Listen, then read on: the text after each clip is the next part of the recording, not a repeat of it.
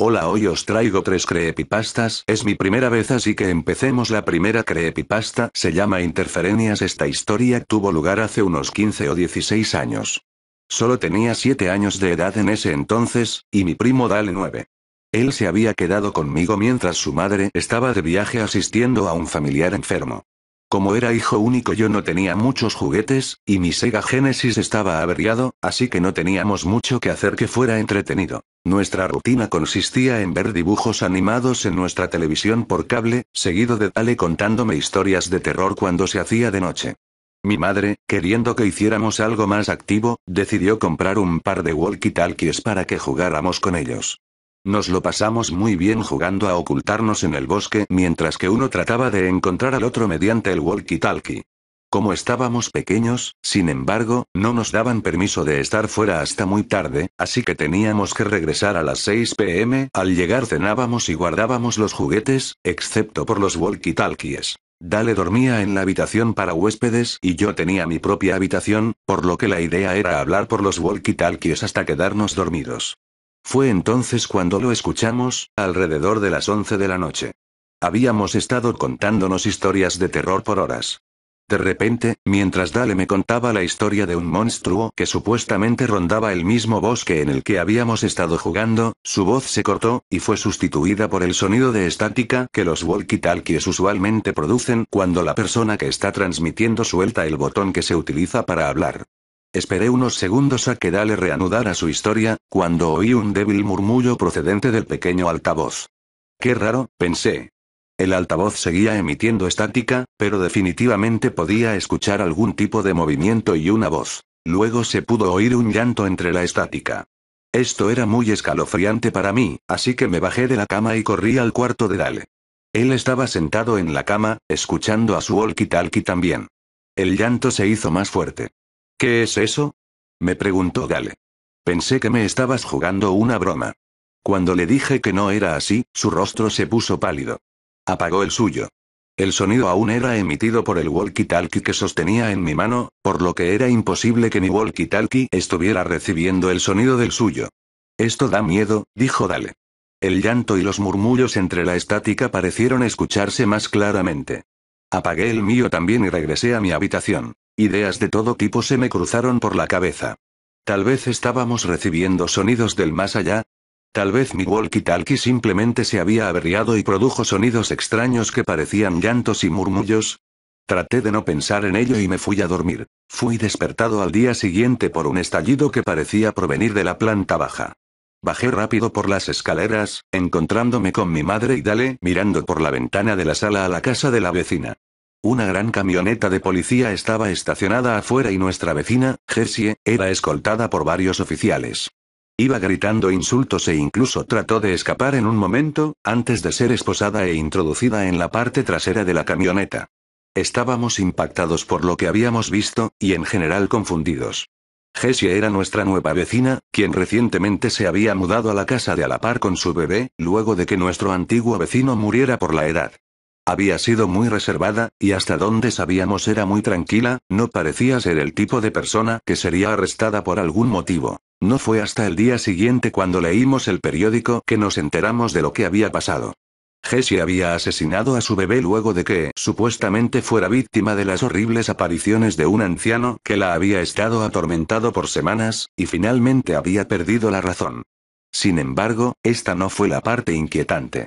La parte inquietante fue el hecho de que el monitor de bebés que se encontraba en la sala donde ocurrió el asesinato estuvo encendido. Mi primo y yo lo escuchamos todo. La segunda se llama La verdadera historia de Saw. Me levanté del escritorio y fui por un vaso de agua, pero antes de servirlo, sentí la necesidad de seguir viendo el vídeo, así que volví rápidamente y lo puse a reproducir otra vez. El hombre siguió golpeándola hasta que la mujer despertó y se dio cuenta de que estaba en un lugar completamente desconocido y empezó a llorar aunque estaba amordazada y no podía gritar muy fuerte. Sus llantos eran desesperantes. Por un momento pensé que iba a salir la chica del exorcismo exorcista con un grito como normalmente pasa y es lo que ahora odio de cualquier vídeo con un título interesante en YouTube, pero no pasó nada en ese momento así que seguí mirando el vídeo y la mujer se calmaba y él empezaba a hablarle, era casi indescifrable lo que decía, así que no le presté atención. Luego él le mostraba unas fotos de ella con unas personas vestidas de negro que ella estaba golpeando en la foto. No entendí nada de esto, pero continué viendo y para mí era un tanto emocionante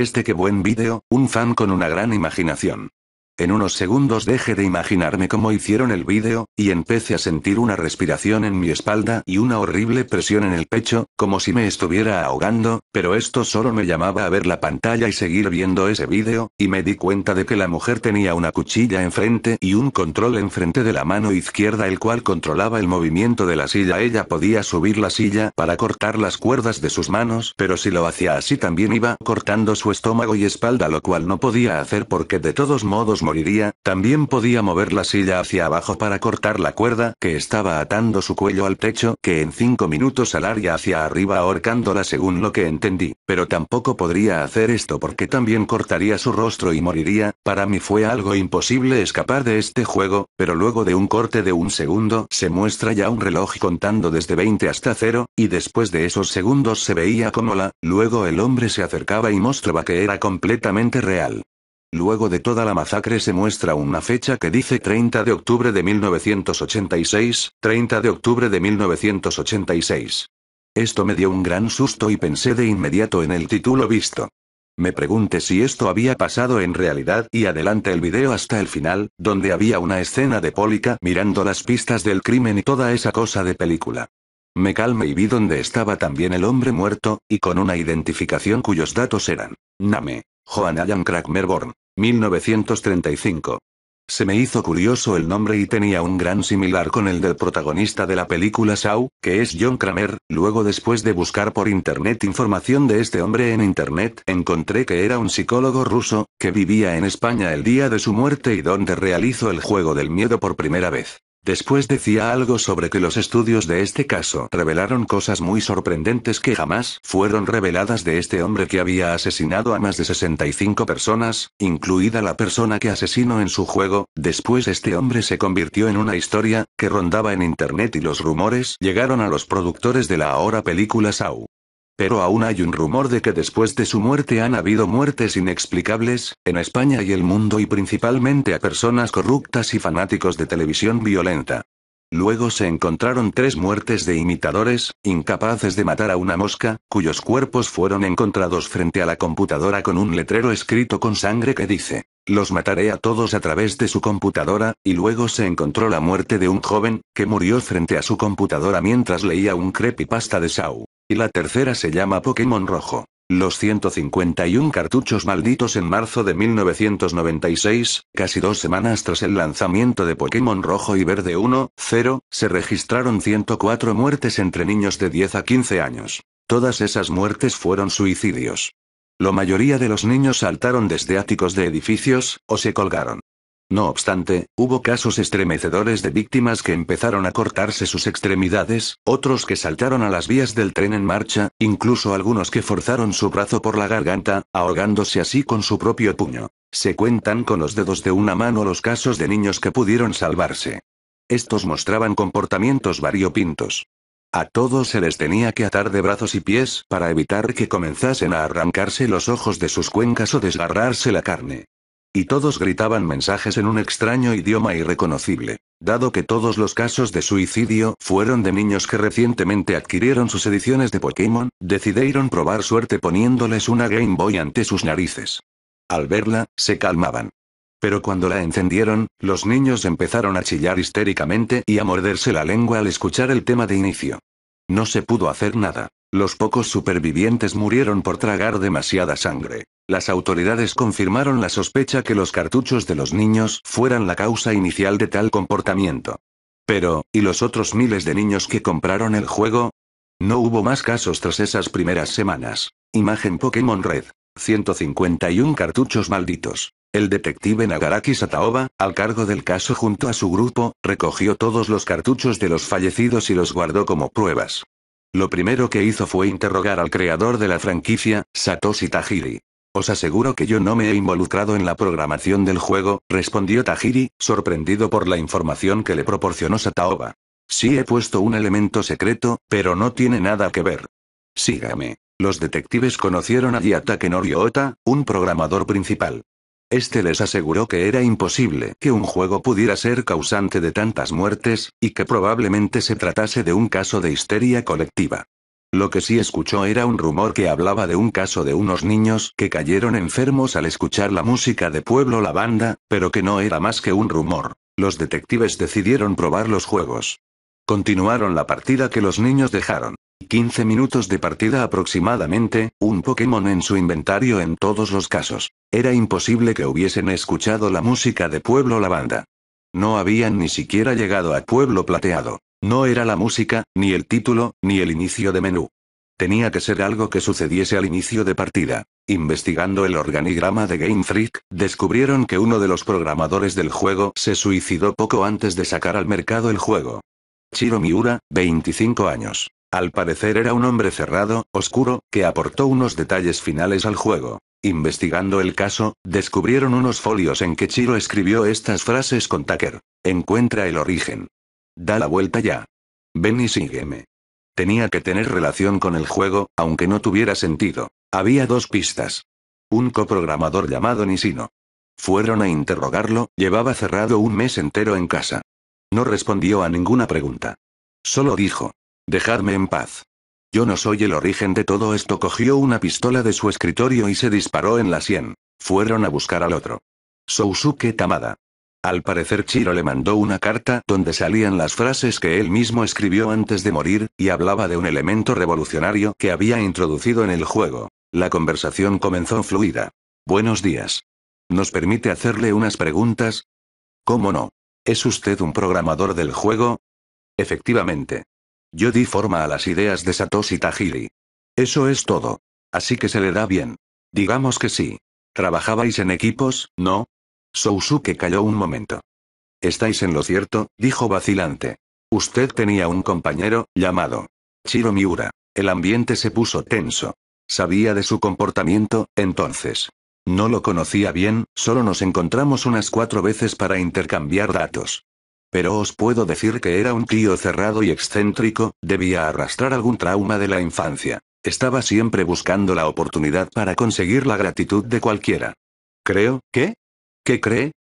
Sousuke se tomó un rato. Creo que era un hombre muy débil. Tenía ideas grandes, pero ya sabéis, jeje. ¿A qué vienen esas risas? No era nadie especial. No se puede cambiar el mundo solo con una idea. Has de ser alguien para recibir reconocimiento. Y creo que era consciente de ello. Los detectives callaron, sin saber cómo dirigir la conversación. Al poco, reaccionaron. ¿Qué parte tocó Chiro del juego? Nada, digo, nada especial. Unos pocos detalles iniciales casi irrelevantes. Sousuke parecía que iba a decir algo más, pero se lo callaba. Escondía algo. ¿Qué más, señor Tamada? Usted sabe lo de las muertes de los niños, ¿no? Ichiro estaba metido en el ajo, ¿no? Escribió parte del discurso del profesor Oak. Ya está. Más cosas. No se lo calle. Usted trabajó con él. Seguro que es responsable de las muertes. No podéis demostrarlo. ¿Qué cojones le hizo Chiro al juego? Hizo lo que le dije que hiciera. Silencio absoluto. ¿Cómo? ¿Queréis saber de qué va esto? Mirad. Chiro era una mente brillante, pero era un inútil programando, y era un puto payaso. Hacía lo que fuera para no pasar desapercibido. Si estaba en el proyecto era por su brillante idea. Y porque daba pena, claro. Le decías al cesto. Y lo hacía. Ni se lo pensaba. ¿Cómo no iba a aprovecharme de un pelele como Chiro? Las ideas son mías. Él las impuso en el juego. Con su filosofía y mi influencia, conseguiríamos revelar un secreto que el mundo necesita descubrir. Sousuke se acercó a la ventana. Los detectives sacaron sus armas. Aléjate de la ventana. ¿Que no nos oyes? Aléjate. Último aviso. Al comenzar el juego, camináis hacia el norte de Pueblo Paleta, y cuando tocáis la hierba, viene Oak a deciros que es muy peligroso, ¿no? Bien, nosotros lo cambiamos. Imaginad que os aventuráis solos, ¿qué quieres decir? Íbamos a colocar este cambio a todos los cartuchos, pero un error de encargo solo nos permitió poner el cambio a una primera tirada de juegos. Exactamente 151. Solo han muerto 104, eso es lo que me extraña. Quizá han caminado y no se lo han encontrado aún, aparta de la ventana. No nos hagas disparar. ¿Dispararme? Ja. Sois aún más idiotas que Chiro. Que se dio cuenta de la que lió, y que podría iniciar una cadena de caos, dado que el mundo no parece preparado para esta revolución, y mirad, se ha disparado. ¿Queréis saber qué puso Chiro en el juego? Iniciad nueva partida. Descubridlo por vosotros. Probad suerte, y quizá descubrís el secreto en un momento de flaqueza. Sousuke reaccionó y desarmó a uno de los detectives. Le cogió su pistola. Los detectives estaban atónitos por lo que Sousuke les contó. Sonó un disparo. Y otro. Y otro. Hasta 15 disparos. Parecía increíble, pero los detectives no se movieron, encontrándose con la muerte. Lo que Sousuke no sabía es que Sataoba aún estaba vivo, y llevaba un micrófono oculto en su camisa. Todo quedó grabado. Tras los disparos, se podía escuchar. Un último disparo sonó. Los refuerzos entraron en el piso y presenciaron una situación dantesca. 4 hombres muertos y uno en estado grave. Sataoba se recuperó, y decidió cerrar el caso, pues no recordaba el secreto. Año 2001. 15 de marzo. Sataoba llevaba ya 5 meses retirado. El trabajo pudo con él. Justo ese día se celebraba con gran atención mediática el 5º aniversario de Pokémon y el gran éxito comercial que supuso. Sataoba volvió a acordarse de las famosas 104 muertes de las que ya nadie parecía recordarse. Se acordó de sus compañeros muertos. De Nishino, que se mató ante él. De Chiro y sus mensajes póstumos. Incluso Tamada, el cerebro de tal brutalidad, se suicidó. Es hora de que resuelva este caso yo mismo, se dijo. Estaba retirado, pero aún tenía acceso a los archivos de la policía. Retiró las cartas que una mujer dio a la autoridad al enterarse del caso. ¿Sería la madre de Chiro? ¿O la de Sousuke? Aunque eso no importaba, cerró el archivo. A su lado, vio otro que ponía prueba 2104A. Lo abrió.